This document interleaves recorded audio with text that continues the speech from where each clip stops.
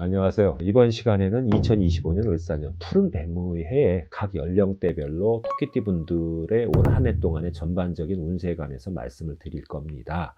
같은 띠, 같은 출생 연도에 태어난 사람이라 하더라도요. 그 태어나신 달하고 태어난 날, 태어난 시간이 제각각 다르기 때문에요.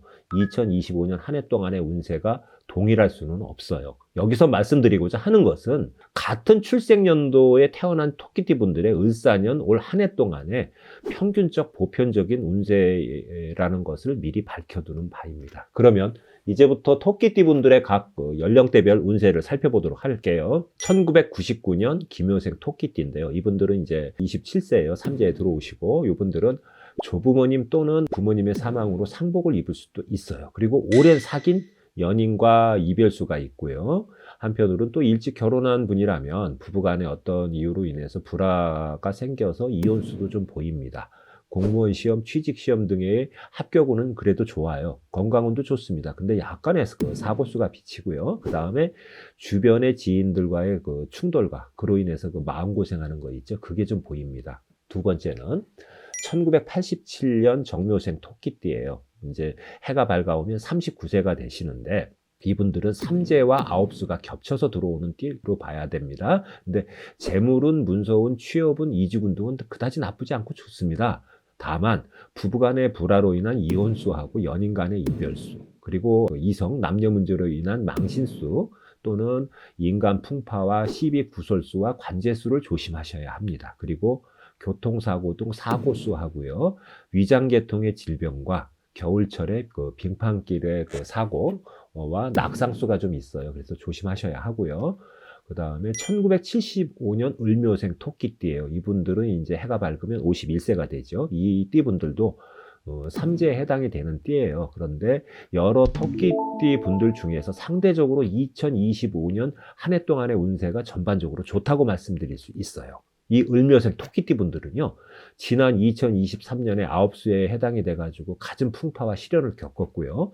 지난 2024년에도 운세가 불길해갖고 연인이나 부부간의 의견 충돌과 갈등, 직장에서 잦은 충돌과 거취 문제, 그리고 경제적 이유로 인한 부부간의 충돌과 이로 인한 이혼 등을 겪으신 분들이 상당히 많은 거로 알고 있어요.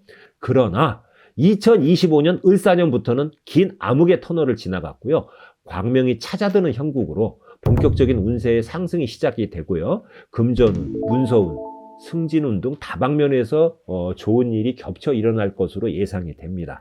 그 중에서 이제 돌싱이신 분들의 경우 재혼의 기회도 찾아옵니다. 그리고 다만 그래도 삼재의 영향으로 무리한 투자로 인한 손재수하고 관재수, 교통사고하고 뇌혈관과 심장질환 등에는 각별한 주의를 요합니다. 오랜 세월 믿고 지냈던 친구나 지인 등이 뜻하지 않는 배신을 해갖고 이로 인한 마음의 상처가 예상됩니다. 네 번째는 1963년 개묘생 토끼띠 분들이세요. 이분들은 이제 63세가 되시죠. 이 띠분들은 지난 2023년과 24년의 운세가 좋지가 않았어요. 그래서 답답한 심정으로 진짜 속된 말로 죽지 못해서 살아오신 분들이 대부분일 겁니다.